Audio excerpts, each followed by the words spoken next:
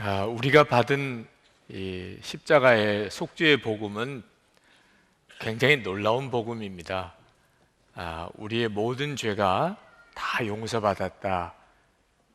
그런데 그 말은 정확히 표현하면 우리가 예수 믿을 때 그때까지 지었던 죄도 다 용서받았지만 예수 믿고 난 다음에 앞으로 지을 죄, 그것도 다 용서를 받았다는 뜻입니다. 우리가 예수님을 믿고 나면 우리는 죄인이라도 하나님은 의인이라고 인정해 주신다는 겁니다. 정말 믿어지지 않는 은혜죠. 이걸 완전한 용서의 은혜라고, 또 교리적인 표현으로는 성도의 견인이라고 이렇게 표현을 합니다. 어떤 분들은 이 말씀을 들을 때, 이 복음을 들을 때 그러면 나 이제부터 죄 지어도 되겠구나. 완전한 용서를 받았으니까, 그렇죠? 정말 그대로 극단으로 가는 분들이 있습니다.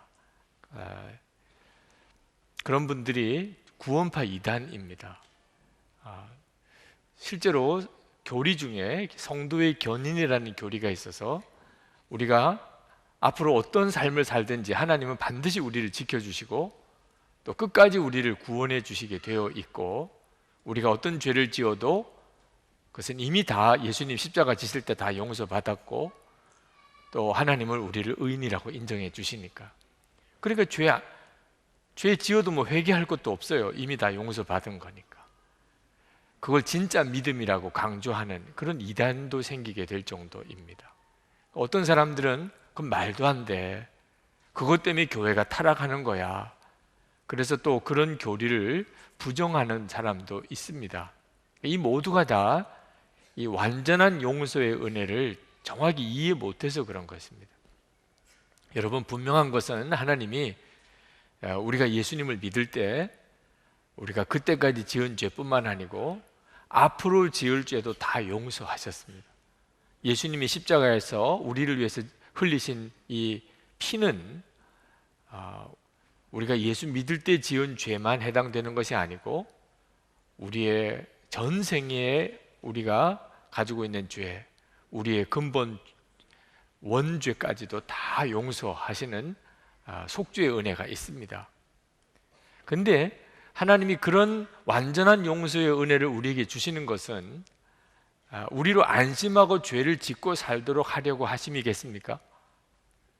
그건 누구나 다 생각해 봐도 그건 아닐 거라고 생각이 듭니다. 하나님께서 우리가 이제부터는 아주 편안한 마음으로 죄를 지으라, 예수님이 우리 죄를 다 십자가에 지시고 죽으셨으니 이제부터는 죄를 지어도 전혀 가책도 느낄 필요도 없고 이제 나는 다 용서받았으니까 그런 편안한 마음 갖도록 하나님이 원하신 것은 절대 아닙니다. 그러면 하나님께서 왜 그렇게 하셨을까요? 하나님은 우리로 하여금 죄를 짓지 않고 살게 하려고 완전한 용서의 은혜를 주신 겁니다. 오늘 2장 1절 말씀에 보면, 나의 자녀 여러분, 내가 여러분에게 이렇게 쓰는 것은 여러분으로 하여금 죄를 짓지 않도록 하려는 것입니다. 하나님의 뜻은 우리로 하여금 죄를 짓지 않고 살게 하려는 것입니다. 그런데 왜 하나님께서 우리가 앞으로 지을 죄까지 다 용서하시는 은혜를 주신 거지요? 여기에 하나님의 이 복음의 놀라운 비밀이 있습니다. 여러분에게 제가 다시 한번 묻겠습니다. 여러분은 예수를 믿고 난 다음에 정말 죄를 짓지 않아야 되겠다는 간절한 마음이 있으십니까? 여러분 스스로가 정직하게 대답을 해보세요. 여러분은 예수를 믿으시고 난 다음에 이제는 하나님의 계명대로 살아야 되겠다는 간절한 마음이 있으십니까? 그렇다면 하나님께서는 여러분들이 그렇게 죄를 짓지 않고 하나님의 계명대로 살 수 있게 해 주십니다. 하나님은 그걸 원하세요. 그리고 여러분 안에 죄를 짓지 않아야 되겠다, 내가 하나님의 계명대로 살아야 되겠다는 간절한 마음이 생기는 것 자체가 여러분 안에 성령 하나님이 계신 증거입니다. 성령 하나님께서 거룩하신 분이시기 때문에 여러분 안에 그런 욕구가 생기는 거죠. 그런데 문제는 우리의 육신이 때때로 우리로 죄를 짓게 만듭니다. 우리가 육신을 가지고 살기 때문에 나는 죄를 짓고 싶지 않고 하나님 계명대로 살고 싶지만 자꾸 주님의 계명대로 살지 못하고 죄를 짓는 일이 생깁니다. 그럴 때 하나님께서 우리가 다시 깨끗함을 받고 또 다시 시작할 수 있도록 하나님이 우리에게 완전한 용서의 은혜라는 안전망을 우리에게 허락하신 거죠. 여러분, 서커스에 그네 타기 묘기를 보신 적이 혹 있으십니까? 그러면 그 그네 타기 묘기를 할 때 그 서커스장 밑에 안전 그물을 칩니다. 그것은 그 묘기를 부리던 사람이 혹시 실수해서 떨어지면 그러면 치명상을 입지 않고 잘 안전하게 그들을 받쳐내려고 안전 그물을 치는 거죠. 자, 이 안전 그물을 치고 난 다음에 그네를 탈 때는 훨씬 더 마음의 안정감을 느끼고 그리고 완벽한 기술을 구현할 수가 있습니다. 만약에 안전 그물이 없다고 한다면 아마 그네 타는 사람들이 굉장히 불안해서 오히려 더 많이 떨어지거나 다치게 되거나 죽게 되겠죠. 여러분, 안전 그물이 밑바탕에 있으면 더 떨어지는 일이 많을까요? 그렇지가 않습니다. 내가 혹시 떨어져도 나는 안전하다고 믿으니까 그네 타기 기술을 충분히 발휘할 수 있게 되는 거죠. 하나님도 똑같으십니다. 하나님이 원하시는 것은 우리를 죄를 짓지 않고 하나님 계명대로 사는 겁니다. 그런데 우리는 육신을 가지고 있기 때문에 우리는 자꾸 죄를 짓는 일이 생깁니다. 마음에 간절한 소원이 있어도. 그때 하나님께서 우리에게 우리가 얼마든지 하나님이 우리를 용서하시고 다시 시작하게 해주신다는 약속을 우리에게 주신 거죠. 그래서 우리는 아주 담대하게 내가 죄 짓지 않는 삶을 살아가게 되는 겁니다. 요한일서 2장 1절 하반절을 한번 보실까요? 누가 죄를 짓더라도 아버지 앞에서 변호해 주시는 분이 우리에게 계시는데 곧 의로우신 예수 그리스도이십니다. 여기서 누가 죄를 짓더라도 그랬는데 이게 누구겠습니까? 죄를 안 짓고 살고 싶은 사람, 하나님의 계명대로 살고 싶은 사람을 말하는 것입니다. 그런데 그가 만약에 죄를 짓더라도 하나님께서 우리에게 용서받을 놀라운 은혜를 주셨는데 예수 그리스도께서 하나님 보좌 앞에서 우리의 변호사가 되신다는 거예요.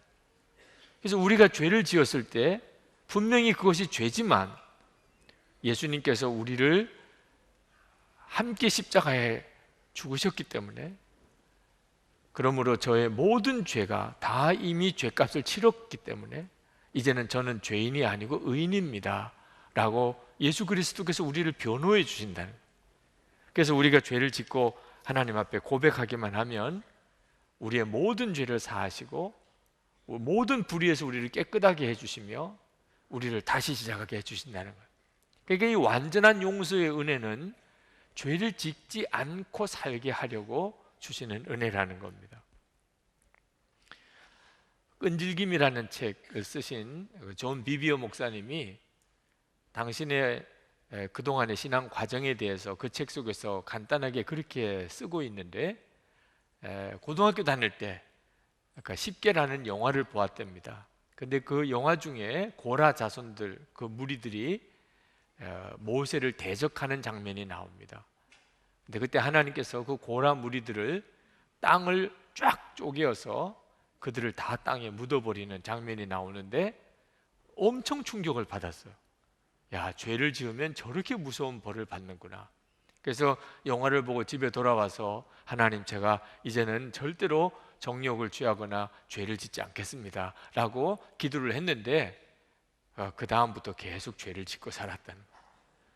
그러니까 심판이 무서워서 두려움 때문에 하나님, 제가 죄를 짓지 않겠다고 해봐도 죄를 안 짓게 되는 일은 그래서 되는 일이 아니라는 거죠. 대학교 들어가서 전도하는 사람을 캠퍼스에서 만났는데 그 사람의 전도하는 복음을 듣고 예수님을 영접했습니다.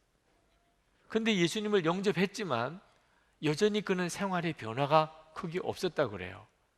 그러니까 우리가 그저 예수님을 믿는 것만 가지고 내 생활의 변화가 한꺼번에 일어나는 게 아니라는 거죠. 그러다가 그분이 어느 날 히브리서 12장 14절 말씀을 보게 되었는데, 거룩함을 따르라, 이것이 없이는 아무도 주를 보지 못하리라. 무거운 벽돌로 마치 자기가 얻어맞는 것 같은 충격을 받았대요. 거룩하지 않으면 아무도 우리 주님을 만날 수가 없다는 겁니다. 자기는 정말 주님을 만나고 싶은데, 그래서 그때부터 자기가 거룩하게 살아야 되겠다는 마음이 결심을 했지만 실제로 거룩하게 살았기보다는 율법주의자가 되고 말았다는 겁니다. 자기가 거룩하게 살지는 제대로 못하면서도 그렇게 남을 비판하게 됐다는 거예요. 목사가 왜 저러냐, 장로가 왜 저러냐, 저 교인인데 왜 저러냐, 그렇게 율법주의자가 되고 말았다는 거예요. 그러던 어느 날 그가 기도 중에 주님의 음성을 듣습니다. 주님께서 내 아들아, 거룩함은 내 육신의 행위로 이루어지는 것이 아니다. 그것은 내 은혜로 이루어지는 것이다. 우리가 죄 짓지 않고 살고 싶고 하나님의 계명대로 살고 싶은 것은 전적으로 예수 믿는 자에게 일어나는 놀라운 변화입니다. 그것이 있어야 예수를 믿는 사람이에요. 그러나 실제로 죄 짓지 않고 내가 거룩하게 사는 거, 하나님 계명대로 사는 거 우리 힘으로 못해요. 그것 역시 하나님이 해주시는 겁니다. 하나님이 그렇게 살게 만들어 주시는 거예요. 죄 짓지 말라가 아니고 죄 짓지 않게 만들어 주시는 겁니다. 그게 은혜예요. 우리가 그런 과정에서 혹시 실수하고 실족하게 될 경우에 하나님은 얼마든지 우리를 다시 용서하시고 다시 깨끗하게 하시고, 어떤 우리가 죄를 지어도 너는 의인이라고 하나님은 십자가의 은혜로 우리를 그렇게 말씀해 주신다는 겁니다. 그런데 이런 완전한 용서의 은혜는 분명히 기억하셔야 됩니다. 죄를 짓지 않으려고 갈망하는 사람, 하나님의 계명대로 살기를 소원하는 사람에게 해당되는 거지, 죄를 짓지 않고자 하는 열망이 없는 사람에게는 이건 전혀 해당되는 은혜가 아닙니다. 하나님은 우리가 마음대로 죄 지으라고 완전한 용서의 은혜를 주신 게 아니기 때문입니다. 우리가 완전한 용서의 은혜를 교리로만 알면 이건 큰일 납니다. 교리적인 지식만 가지고 완전한 용서의 은혜를 알면 이단에 빠지기도 하고, 이 교리 때문에 오히려 우리가 멸망하게도 됩니다. 하나님 앞에 갔을 때 깜짝 놀라게 됩니다. 이 완전한 용서의 은혜는 예수님과 정말 살아있는 사귐을 가지면서 누려져야 하는 거예요. 예수님과 실제적인 사귐 속에서. 3절 4절 말씀에 보면 우리가 하나님의 계명을 지키면 이것으로 우리가 하나님을 참으로 알고 있음을 알게 됩니다. 하나님을 알고 있다고 하면서 하나님의 계명을 지키지 아니하는 사람은 거짓말장이요, 그 사람 속에는 진리가 없습니다. 여러분, 여기서 하나님을 안다라고 표현이 나오는데, 이 안다는 것은 지식이 아니고 사귐이에요. 내가 하나님을 안다면, 하나님과 사귐이 있다면 반드시 하나님의 계명을 지키는 자가 됩니다. 내가 하나님을 믿는다, 내가 하나님을 안다, 하나님과 사귐이 있다고 하면서 내가 하나님의 계명을 지키지 않으면 그건 거짓말장이에요. 실제로는 하나님과 사귐이 없는 사람이라는 뜻입니다. 도대체 그러면 우리가 하나님과의 사귐이 어느 정도일까요? 하나님이 우리 마음에 오신 거예요. 필립 켈러 목사님, 목자가 본 시편 23편이라는 책을 쓰신 분인데, 그 책 속에 그분이 파키스탄에서 계실 때 이야기를 쓰셨어요. 한 번은 파키스탄의 어느 사막 지역을 여행을 하게 됐는데, 갑자기 비가 폭우가 쏟아지면서 천둥 번개가 치는데 도무지 바깥에서는 있을 수가 없는 상황이 되었습니다. 그래서 그 근처에 있는 흙으로 지은 오두막집, 조그만 집에 거기에 피신을 해야 했습니다. 그 집주인에게 좀 피신하겠다고 양해를 구하고 그 집 속으로 들어갔는데 그 흙집이 얼마나 작은지 그 입구도 아주 바닥에 이렇게 조그맣게 나 있는 입구였답니다. 워낙 사막 지역이니까 그렇게 만들었겠죠. 그래서 거의 기다시피 그 집 속으로 들어갔는데 집 속으로 들어가니까 매캐한 냄새, 아주 악취가 온 집에 연기가 가득하더래요. 그 집에서 가운데 화덕 같은 데다가 불을 피우고 있는데 그 연료가 짐승의 분뇨를 말린 거예요. 그러니까 거기서 나는 연기와 냄새가 얼마나 악취가 나는지 정말 바깥이 그렇게 폭우가 쏟아지는 게 아니면 있을 수가 없는 집이더랍니다. 조금 적응이 되어서 눈을 뜨고 보니까 가축들도 다 같이 그 조그만 집에 같이 살아요. 그러니까 가축들의 분뇨 냄새나 가축들의 몸에서 나는 냄새가 함께 어우러져서 조금도 있기가 힘들 만큼 그렇게 어려운 곳이더래요. 비가 쏟아지는데 천장에 갈라진 틈에서 빗물이 새어 들어와서 벽은 계속 빗물이 흘러내리고 있고, 그리고는 연기는 집에 가득 차 있고, 악취는 말할 수가 없고, 그리고 가축들이 같이 있고, 거기에 이렇게 웅크리고 앉아 있으면서 나갈 수도 없고 그냥 있기도 어려운 그런 상황이 있을 때 성령의 음성을, 강력한 성령의 음성을 이 필립 켈러 목사님이 들으셨어요. 그때 성령님께서 말씀하시기를, 내가 바로 있는 지금 그 형편이 내가 내 속에 있는 형편이다. 이 천둥 번개가 칠 때 그 우레 같은 천둥 소리처럼 목사님의 가슴에 하나님의 음성이 그렇게 들렸다는 겁니다. 여러분, 우리는 흔히 쉽게 주님이 내 마음에 계시다 라고 말하지만 내 마음속에 계신 주님의 형편은 어떤 형편일까? 오늘 필립 켈러 목사님이 설명하신 것처럼 우리 주님은 내 마음이 계시기 위하여 얼마나 어려운 형편이신가를 생각해 봐야 됩니다. 내 마음속에 계시기 위하여. 이유는 딱 하나예요. 왜 우리 안에 그렇게 오시지요? 우리와 사귐을 갖기 위해서 그렇습니다. 우리가 예수님을 그냥 막연하게 믿는 것이 아니고 우리와 실제적인 사귐을 갖게 하기 위하여 하나님이신 주님이 우리 속에 들어오신 거예요. 우리는 이렇게 예수님을 믿는단 말입니다. 우리가 예수님이 정말 내 마음에 오셨고 그렇게 내가 주님을 믿는 것을 알게 될 때 우리는 죄 짓고 싶어 하는 마음이 생기겠습니까? 하나님의 계명대로 살고 싶은 마음이 생기는 건 당연한 일인 거죠. 우리가 그와 같은 마음을 가지게 될 때 그때 하나님께서 우리에게 그렇게 살게 해주신다는 거예요. 요한 사도는 우리가 하나님의 말씀을 지키는 것은 하나님께 대한 사랑 때문이라고 했습니다. 5절 말씀에 그러나 누구든지 하나님의 말씀을 지키면 그 사람 속에서는 하나님께 대한 사랑이 참으로 완성됩니다.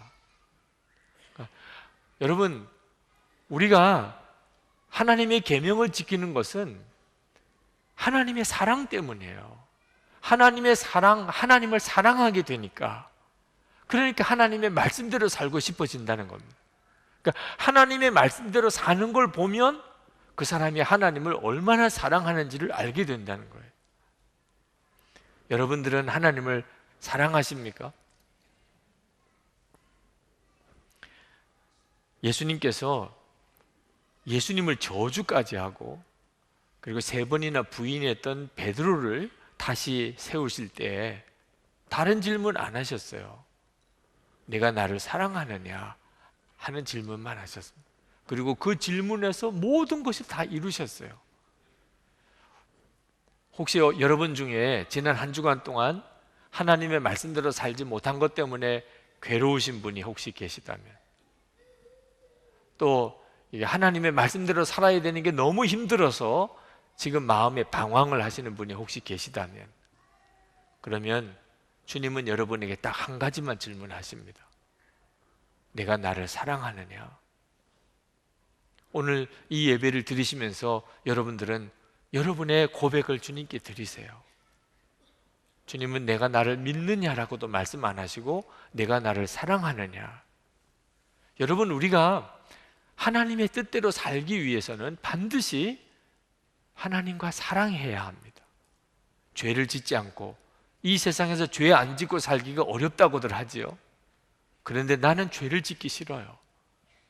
하나님의 계명대로 사는 게 너무 힘들다고 하지요. 그런데 나는 하나님의 계명대로 살고 싶어요. 이유는 하나님을 사랑하게 됐기 때문입니다. 우리가 하나님을 사랑하는 것은 주님이 우리 안에 계시고 우리가 하나님 안에 있는 사귐이에요. 5절 말씀에 이것으로 우리가 하나님 안에 있음을 압니다. 우리가 죄지기 싫고 하나님 계명대로 살고 싶은 게 우리가 하나님 안에 있는 증거예요. 6절에 하나님 안에 있다고 하는 사람은 자기도 그리스도께서 사신 것과 같이 마땅히 그렇게 살아가야 합니다. 예수님이 사신 것처럼 산다는 거예요. 어떻게 그런 마음이 생길 수 있죠? 하나님 안에 있는 사람은 그렇다는 것.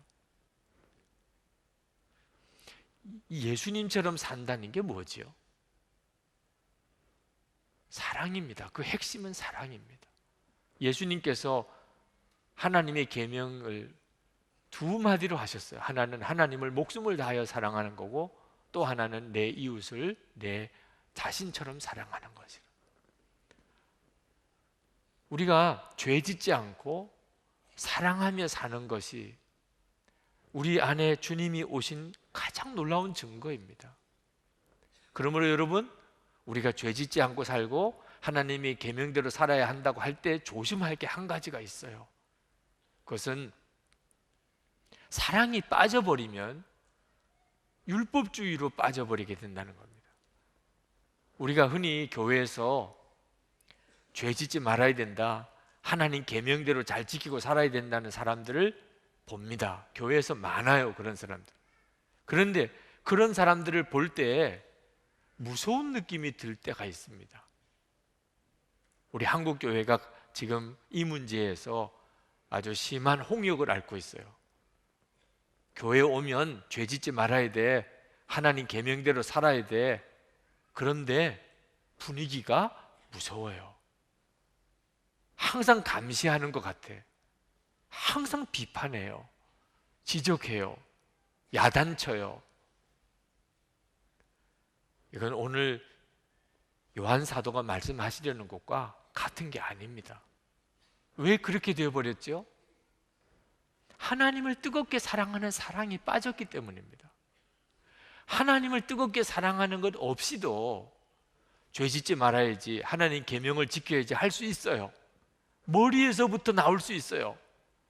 가슴에서부터 나온 게 아니고.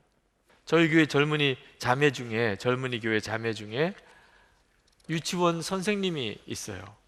그 자매는 부모님이 다 예수 믿는 분이니까 어려서부터 교회를 다녔지만, 그러나 마음에 주님을 뜨겁게 사랑하는 마음은 없었다고 그랬어요.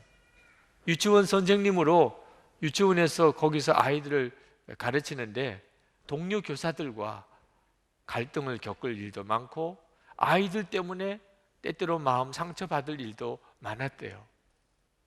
우리가 직장생활 하면서 늘 겪는 일이죠. 어떤 때는 너무 마음의 상처를 받고 너무 믿기도 하고 너무 힘들어서 괴로움도 많이 겪었다. 그런데 영성일기를 쓰기 시작하면서 24시간 예수님을 바라보다가 주님과 사귐을 가게 됐어요. 이제는 예수님은 살아계신 주님이 되셨어요. 그리고 사랑에 빠졌습니다. 주님을 사랑하게 된 거예요.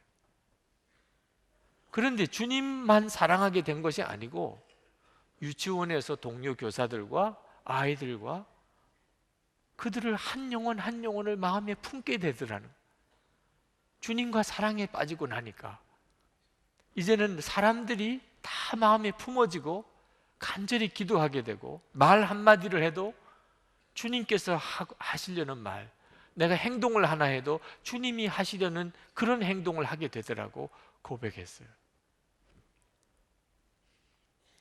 여러분, 우리가 정말 예수님을 잘 믿고 그리고 마음의 소원대로 죄 안 짓고 하나님 계명대로 사는 것은 그것은 하나님을 사랑하면서 오는 겁니다.